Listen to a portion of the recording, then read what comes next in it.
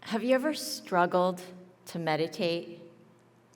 Once I was at a 7-day silent Zen retreat in California. We woke up at the crack of dawn and meditated 3 times a day.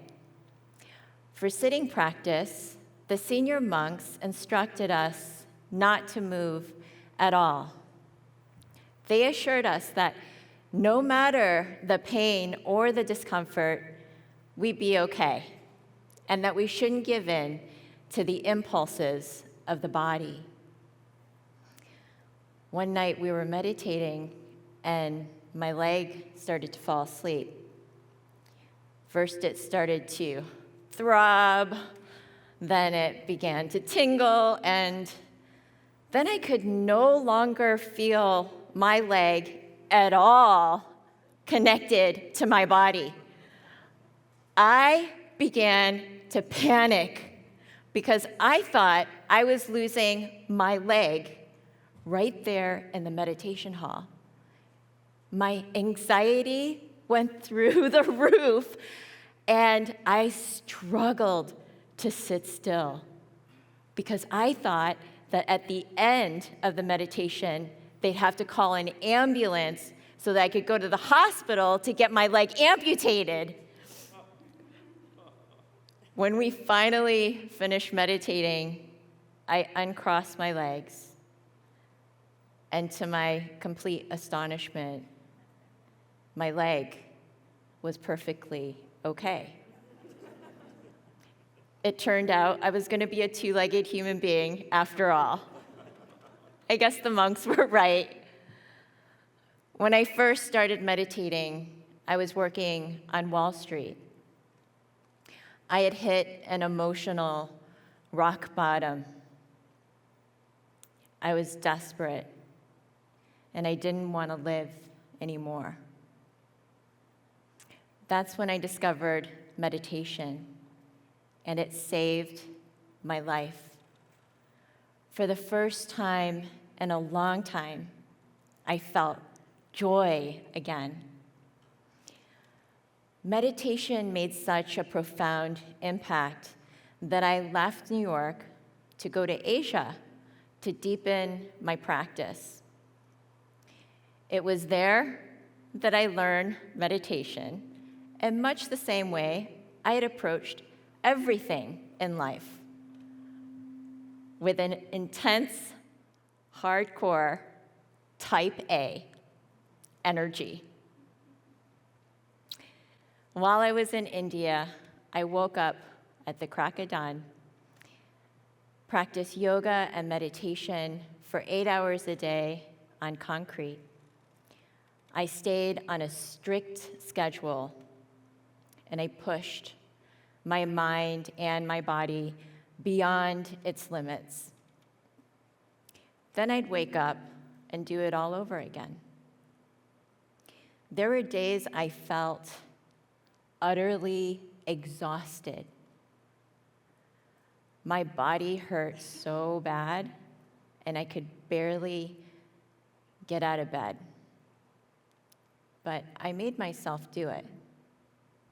I kept pushing myself with rigor, discipline, and force,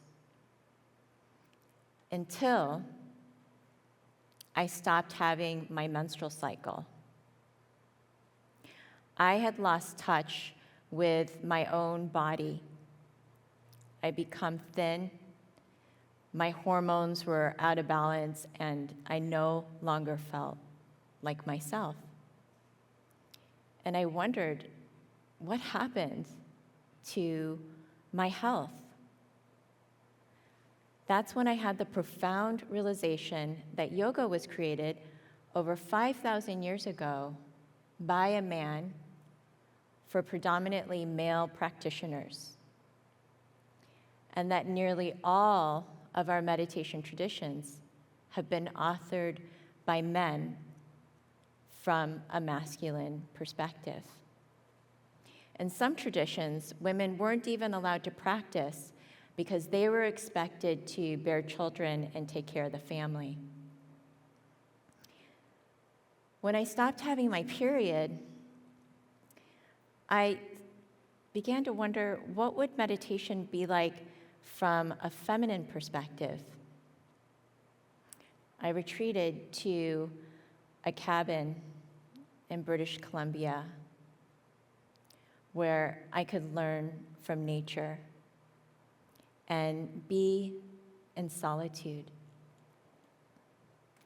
I gave myself the gift of rest. I slowed down and softened. I let my body move in the way it felt good to move.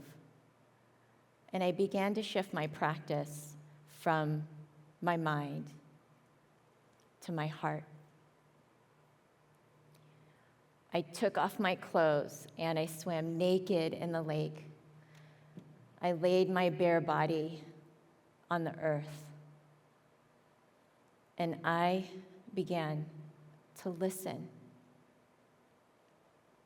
Listen to my body. Listen to my emotions and let myself feel. I cried and sobbed and I laughed hysterically. I let it all out. And it got raw and messy and kind of crazy. When I finally surrendered, I felt free. And I learned one of my greatest superpowers: how to nurture and take care of myself. I discovered a natural healing power within me called chi, or prana, life force energy. And that when I tuned in to this energy, I felt deep peace. And it always guides me in the right direction. We can learn to trust our own experience and access the deep bliss that meditation offers us. All we have to do is relax and listen. In a fast-paced world driven by control, competition, mental effort, it's time to embrace feminine essence in meditation. The feminine represents flow, creativity, intuition. It's the healing medicine our world needs.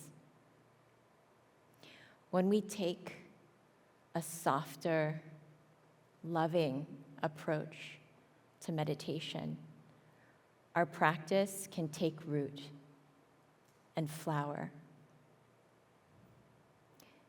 When we're kind to ourselves, we become stronger and more resilient.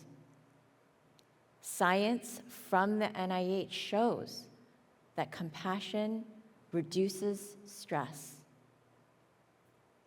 It improves our mental health. It fosters stronger relationships. And it boosts our emotional well-being.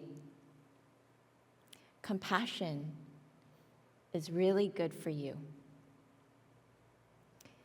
Spend the first 10 minutes of your morning in a quiet place. Take a breath. Put your hand on your heart and listen. Become receptive. and trust what you feel. It's here you'll find ease and confidence in meditating.